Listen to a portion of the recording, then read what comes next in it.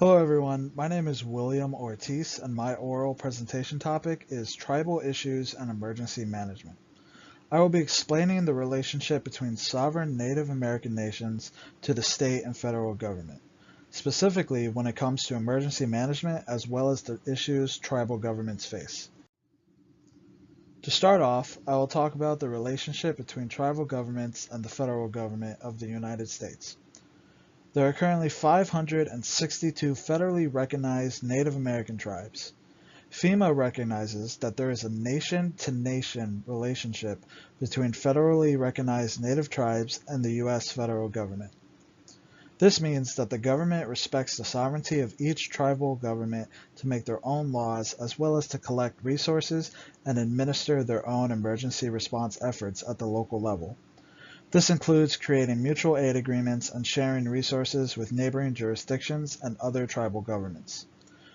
For tribes, emergency management usually falls under the responsibility of the tribal police force.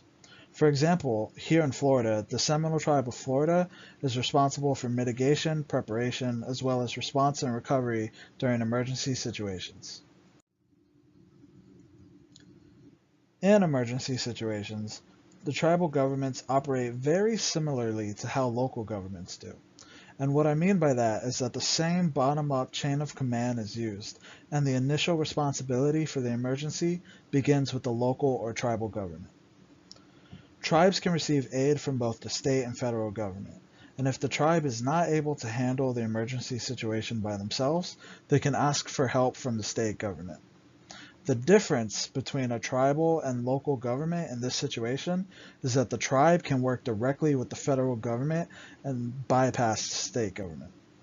However, if the tribe wants to request help from the federal government, the state governor still has to request on behalf of the tribe that the president issue a disaster declaration.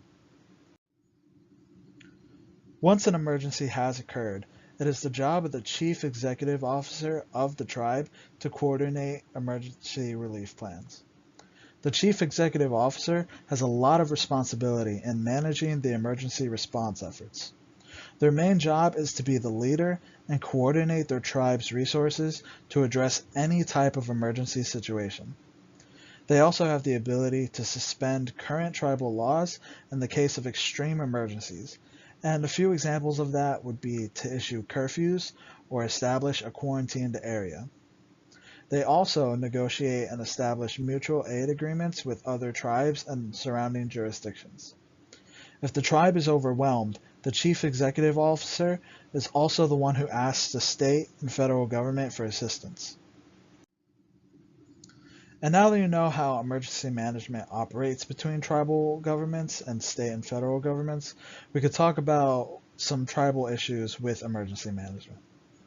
According to the National Congress of American Indians, the Stafford Act has created a real problem with how much time it takes for the tribes to get aid from the federal government.